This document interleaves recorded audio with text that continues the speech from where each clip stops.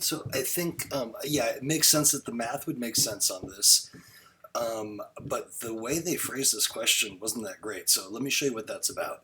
So suppose we're given 600 bucks from our uncle and you deposit that money in your bank at 20 bucks per month. So if I was just using Y's and X's, and I think that's what you're saying is like, this makes sense, I would say 20 times X, the amount, however many months goes by, plus the 600. So I'm starting with 600 bucks and I'm going to add $20 onto that every month. So sometimes what I'll do if I read this, I'm like, what does this want? I'll figure it out the way that makes sense to my brain, which is just some X's and Y's, and I'll come back and reread this. And this is not phrased well, and they used money for deposited after months, which that M, they just should use T there.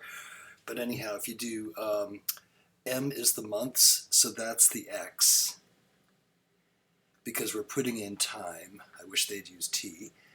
And then the S is the amount deposited, so that's the money, that's how much we're getting out.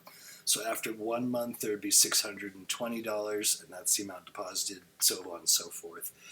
What one variable equation will we solve to figure out how many months it would take? So they're giving us dollars. That was our S side. That was the money side. So we would just throw the 10,000 in right there.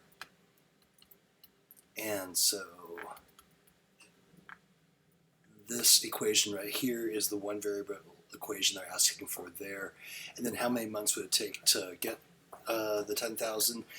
Subtract a long time at $20 a month as I'm looking at it, but subtract that 600 over and divide by 20 and basically just solve that equation. You should have it. Let me know if you have further questions.